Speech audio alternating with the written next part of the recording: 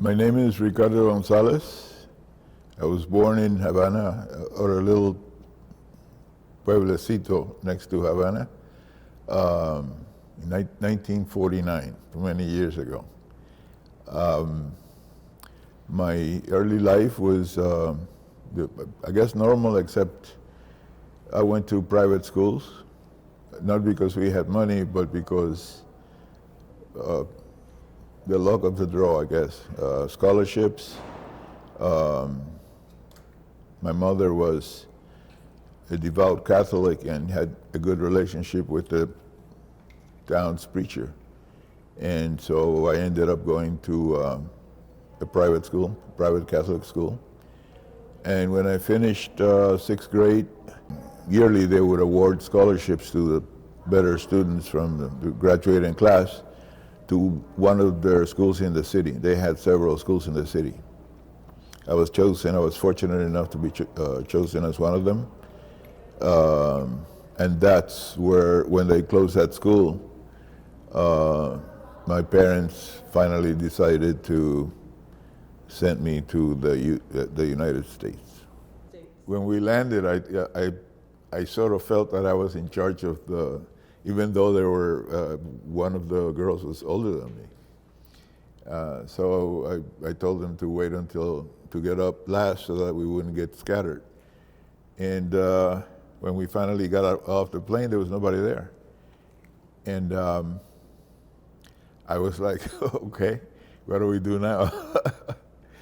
No, at that point I felt scared as hell. Yeah. And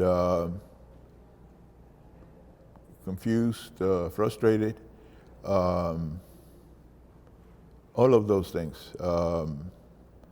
I wasn't aware that, it's not that I wasn't aware, but I expected when I got off the plane there'd be somebody. I had never been on a plane before, but I expected when you get off the plane there's someone there, that Mr. Gonzalez or Ricardo Gonzalez or something. But the fact is that when we arrived, there was nobody there. And it was a very dark moment in my life. But ironically, one of those moments that turns you from a child to a not so child at 13 years old. The things that I experienced, the frustration,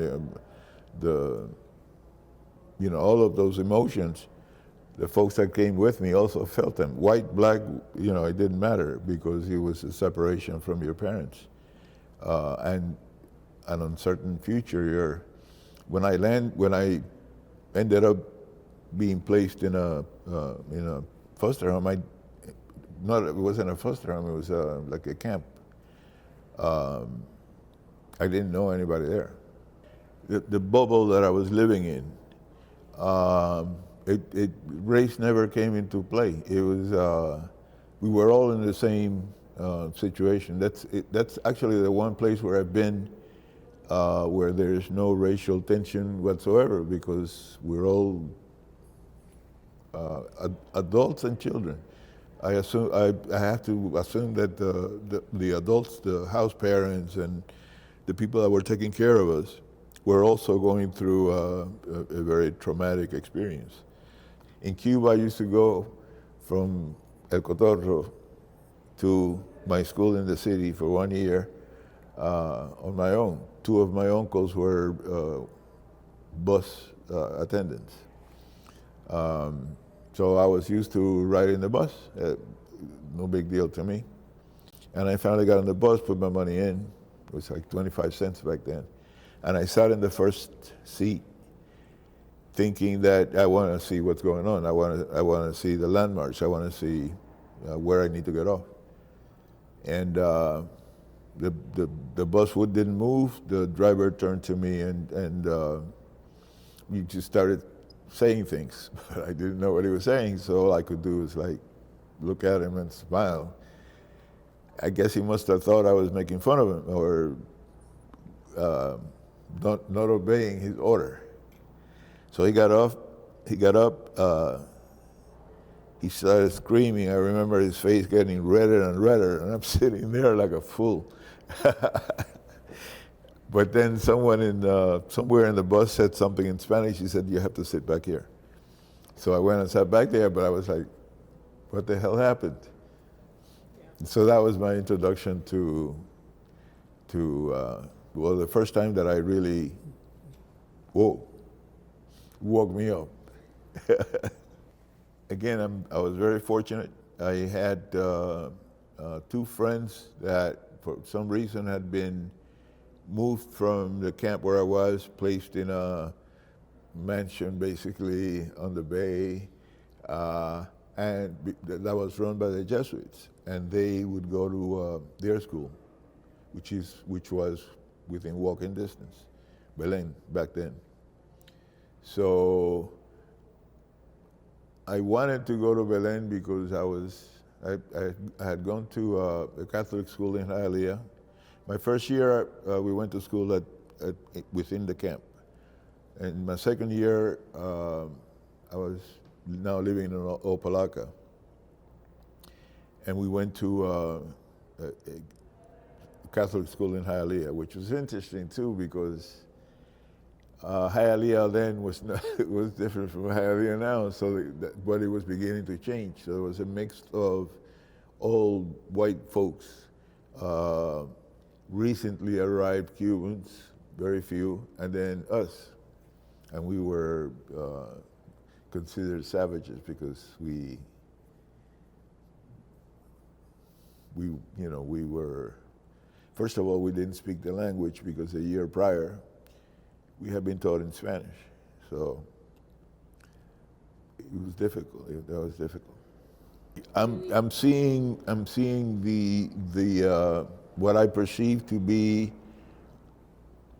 unfair treatment of people that look like me simply because they look like me. So I'm gonna express my opinion. My personality tells me that I have to express my opinion somehow and do something, not take it lying down. At first, my mother she didn't express her opinions about politics. She was a typical Cuban woman. Not that she was obedient, but that was not something that interested her. My father used to listen to Cuban radio, which at the time was very belligerent and aggressive, I thought. And maybe rightfully so, I don't know. I wasn't really in tune with it. But my father bought into the notion at first that Martin Luther King and all those things were communist plots, and I was like, no, dude, I've been through it. So finally, over time, he saw that there are things that shouldn't be, and he understood what I was doing. When they arrived, they had to go through all kinds of paperwork and processing. So they had a setup near the airport where people like them would be housed for like 2 or 3 days, and then either they get sent somewhere where they're promised a job and stuff like that, or if they want to stay here, they have to leave the place anyway. So we decided that we were going to stay because at least malo conocido es mejor que bueno por conocer.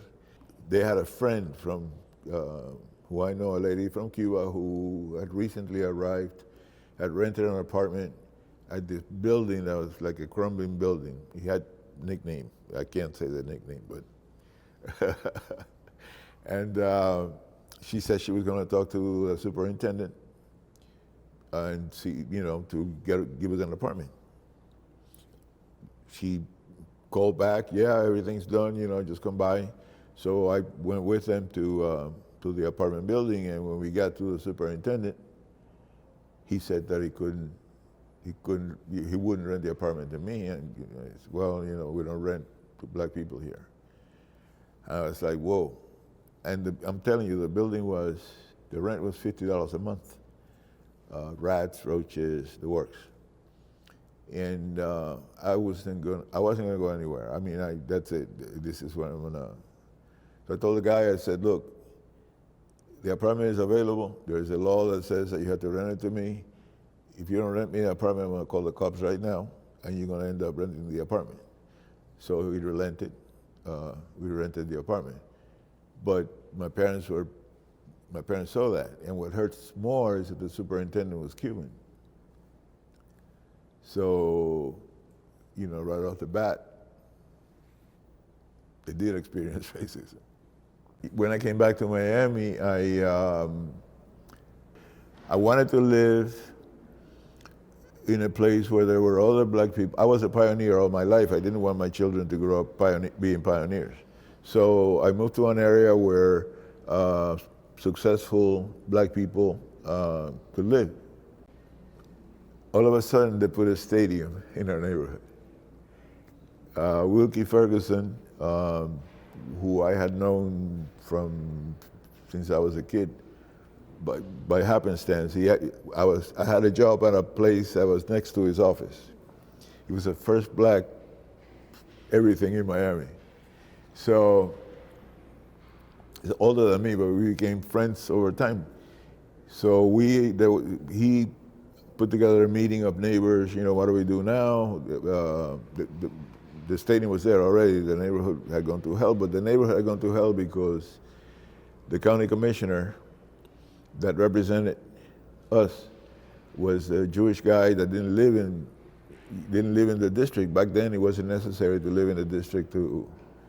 So from that group, we decided that somebody had to run for the seat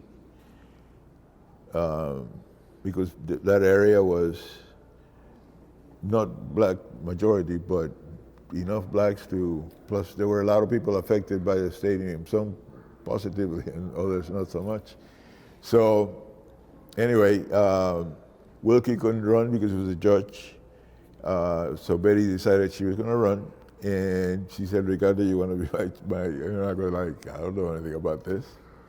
So I took time off from work, took a leave from work, and from nowhere we came within 5 points of beating the guy. We basically ran we didn't have any money, but we had people that were dedicated. So at about that time, we tried to put the first